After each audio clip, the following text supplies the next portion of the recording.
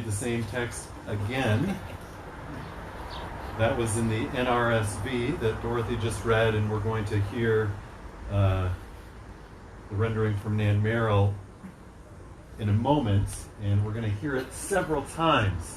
Lectio Divina is a traditional monastic practice of scriptural reading intended to promote deeper access to the text, where we allow the Spirit to wash over us, to enter into us, to speak to us through the words, where we're not so much obsessing about context and authorship and all of that, just allowing the words themselves to seep into our bones and marrow. Early in the 12th century, Saint Bernard of Clairvaux was instrumental in re-establishing and re-emphasizing the importance of Lectio Divina, or divine reading, in the Cistercian order. And Bernard considered this this approach to Scripture, a key to nourishing Christian spirituality and vitality. John of the Cross said there were 4 stages of Lectio Divina. He said, seek in reading, and you will find in meditation. Knock in prayer, and it will be open to you in contemplation. Reading, meditation, prayer, contemplation. And there's various ways to do this, but I'm simply going to read the text through 4 times, with a little pause between each. And so I invite you to get comfortable in your seat and just allow these words, as they are read, to wash over you.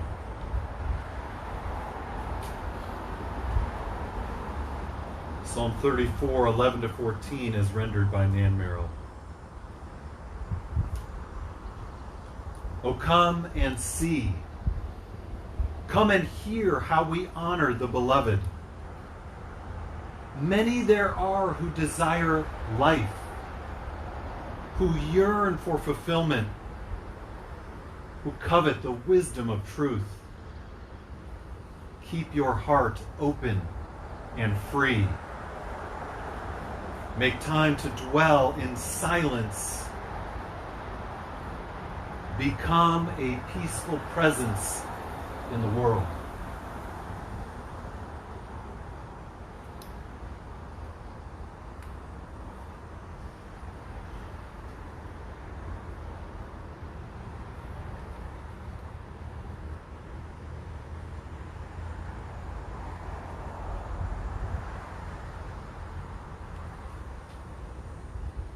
Oh, come and see. Come and hear how we honor the beloved. Many there are who desire life, who yearn for fulfillment, who covet the wisdom of truth. Keep your heart open and free. Make time to dwell in silence.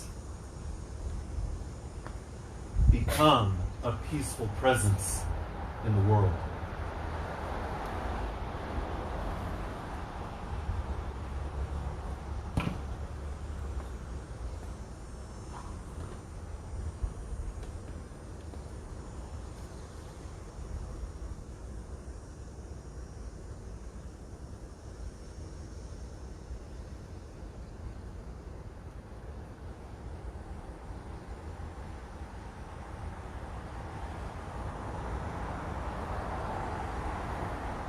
Oh, come and see.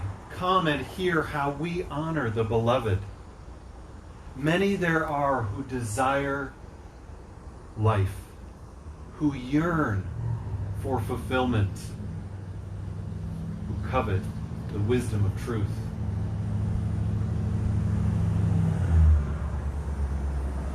Keep your heart open and free. Make time to dwell in silence. Become a peaceful presence in the world.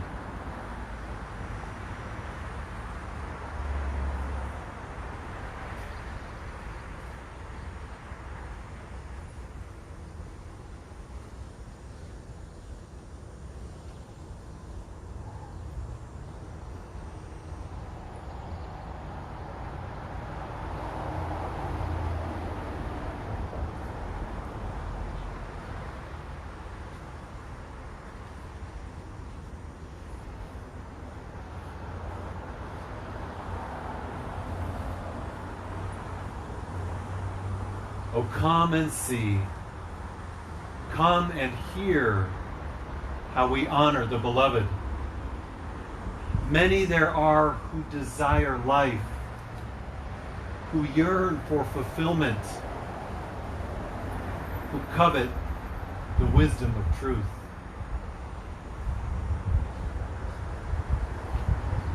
Keep your heart open and free. Make time to dwell in silence.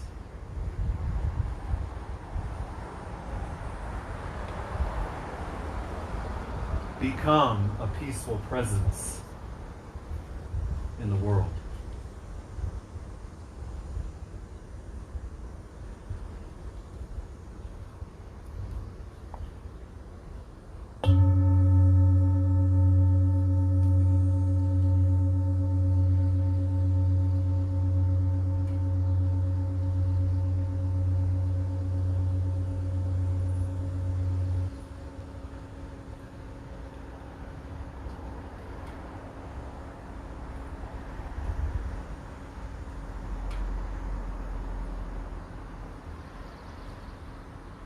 Wondering if there's anything that arose for you in those readings.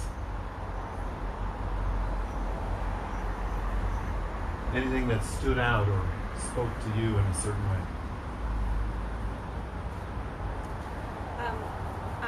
I was just the first time following along in my Bible, and I thought it was interesting because this is the ESV, and instead of come and see how we honor the beloved, it says, I will teach you the fear of the Lord. And I thought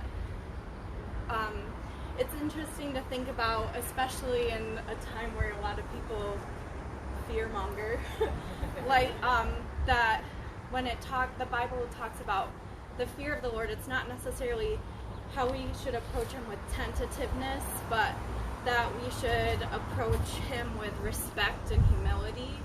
Sorry. What I was saying is, my translation I followed along with the first time says, instead of, I will show you how to honor the beloved, it says, I will teach you the fear of the Lord. And I was just thinking, especially during this time where people are tending to fearmonger a little bit, that when the Bible is talking about fear of the Lord, it's not talking about tentativeness or being afraid, but approaching the Lord with respect and honor. And so how might, when we think of fear and approach fear with more humility and respect, how might that be a different way to not only approach the Lord, but approach how we see God in each other as well? Yeah, beautiful. Thank you, Cindy. Anybody else have something that struck you in the readings?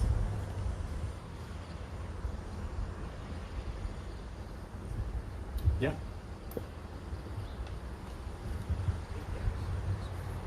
I kind of took a more meditative approach and just listened with my eyes closed. And I feel like each time you went through it, I focused on something else.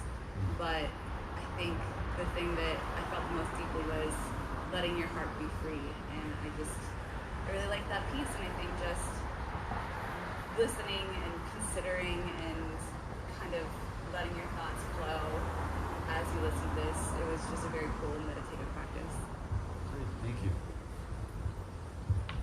Anybody else? Ooh, it's nice in the shade here. Maybe I'll hang out for a while. I was really struck with the repetition of the word come. Because before anything else could happen, I had to come. And so to that invitation into everything else. Yeah, So beautiful. that- Thank you, Glenn.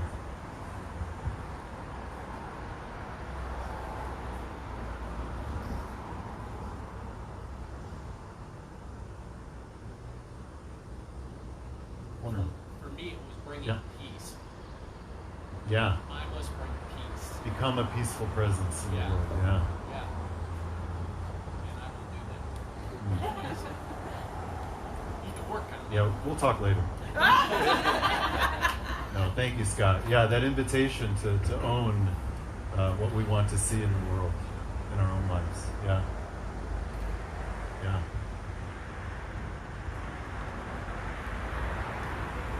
Well, as you can tell by the front of your bulletin, the part that stood out to me as I was reflecting on the text this week was keep your heart open and free. Keep your heart open and free. Felt so invitational to me, and yet so hard. So hard. Right? Especially the times that we're in.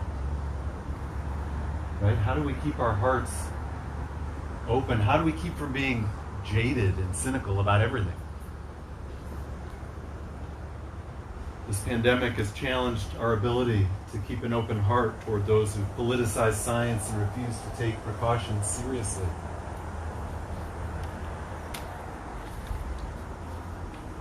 We've gone through a challenging election season, and the ongoing insistence of things like the big lie and many other things that simply aren't true has deflated our hope in humanity. You add in earthquakes, wildfires, violence in Afghanistan, and simply the everyday challenges we face in being alive and being human, which are so many. And it feels like our hearts are the opposite of open and free. And so how do we maintain a simplicity of spirit, a hopefulness, an openness of heart amidst all these hard realities?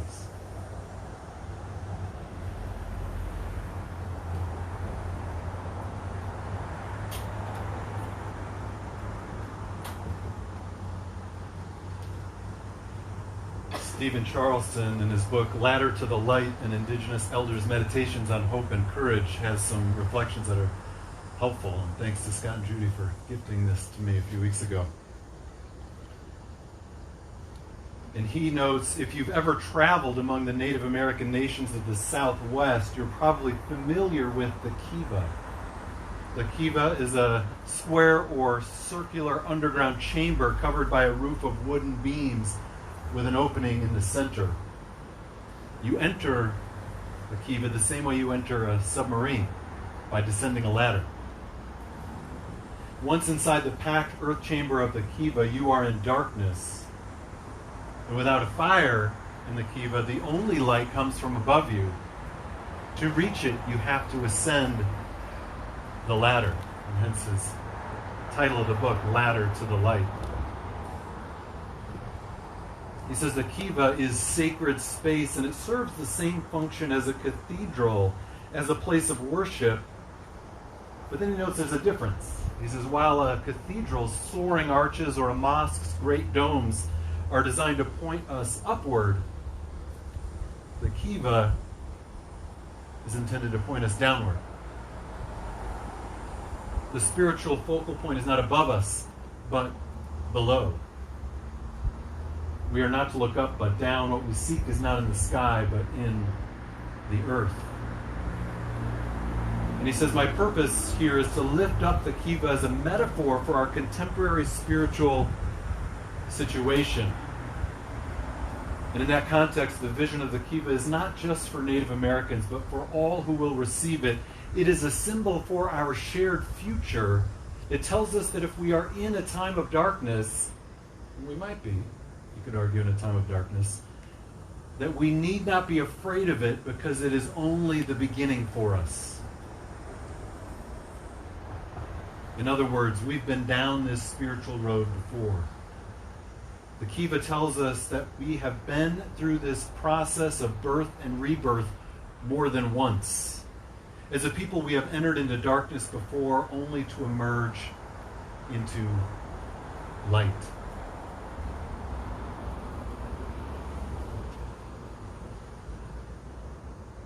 And I love that image of going down into the earth and seeking what we need with what's right here around us.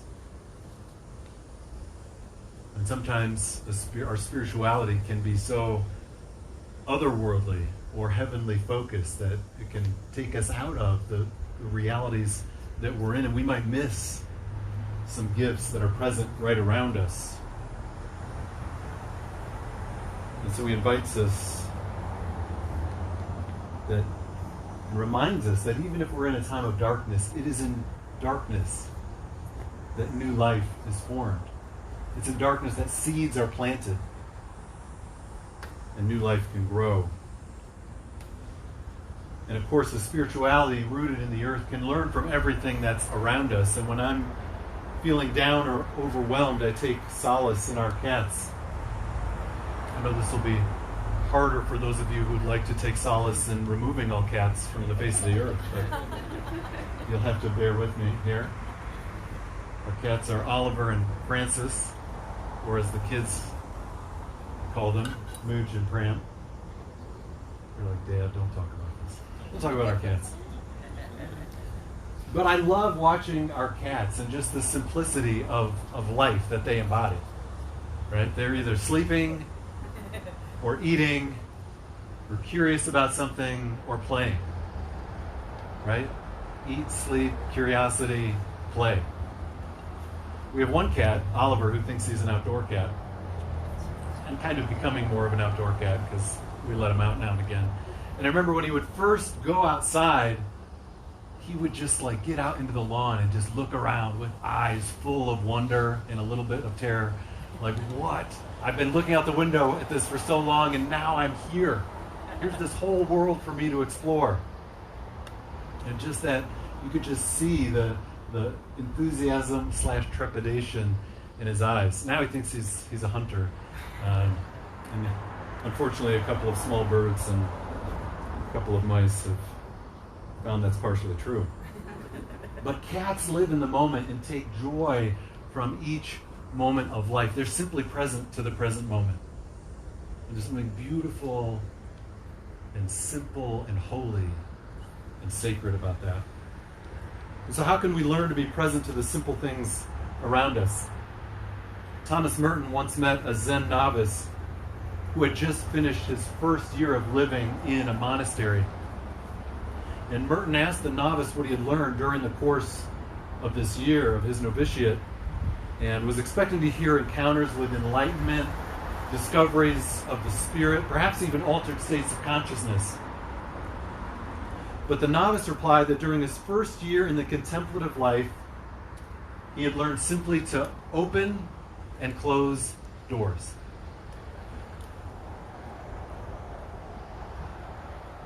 That's it. He learned simply to open and close doors. The quiet discipline of not acting impetuously, of not running around slamming doors, of not hurrying from one place to another. This was where this novice had to begin and perhaps end his process of spiritual growth.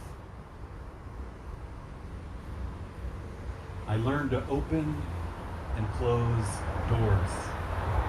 Apparently Merton loved that answer so much that he loved to tell this story. He loved to tell this story, and it exemplified for him spirituality at its very best, doing the ordinary while being utterly absorbed in it.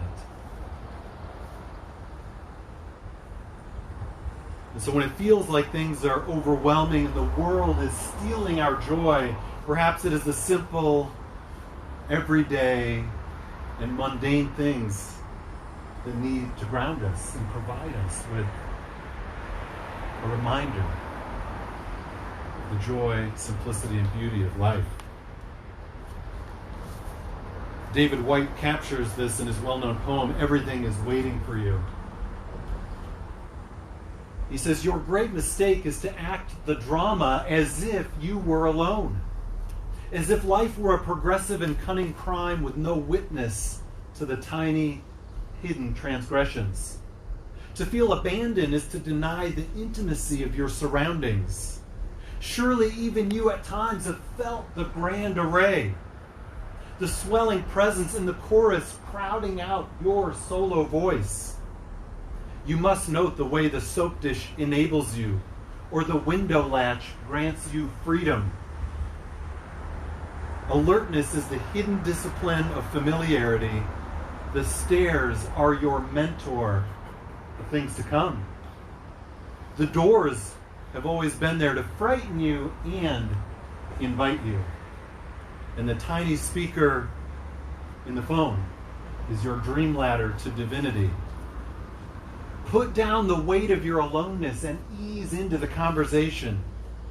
The kettle is singing even as it pours you a drink. The cooking pots have left their arrogant aloofness and seen the good in you at last. All the birds and creatures of the world are unutterably themselves. Everything is waiting for you.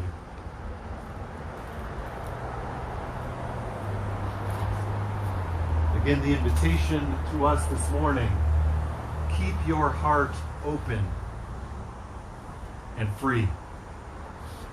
Keep your heart open and free.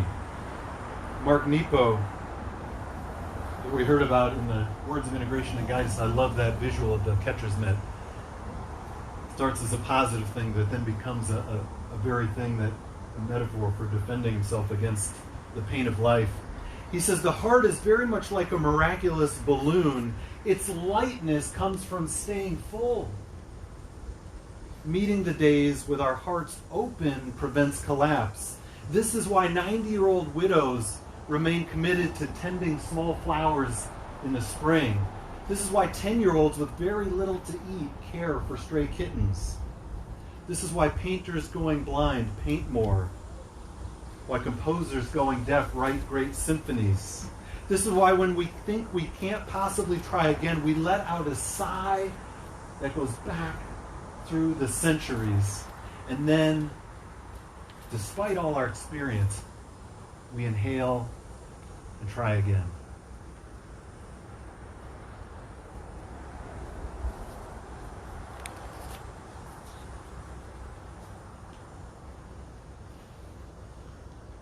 Stephen Charleston, who invited us to consider the spiritual image of the kiva, a spirituality rooted in the earth, notes that we are going to need each other more than ever in the days to come. We are going to need each other more than ever. Be tempted to just withdraw from life. But we're going to need each other more than ever. And he paints a scene of feeling alone in the darkness. And he says, imagine you walked out onto a large field at night where there was no moon. One of those nights where it's so dark you can barely see your hand stretched out in front of you. But standing out in this field, you realize that you are not alone. Standing there silently in the darkness are hundreds of people, each holding an unlit candle. Only you were carrying a candle that was lit. A single flame, a single light alone. And he says, how quickly would the field be glowing once you used your candle to light others and they used theirs to do the same? And all the people began sharing their light with those around them.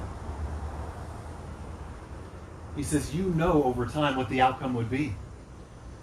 A field aglow in the darkness where people can see each other clearly.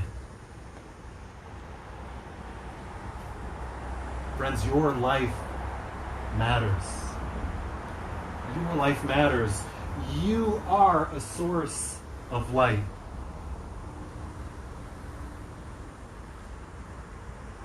You are perhaps a single candle, but with a heart that is open and free. You and I together can overcome the darkness. Or as the gospel writer put it, the light shines in the darkness, but the darkness has not overcome it. Amen. And may it be so. I invite you to stand if you're able.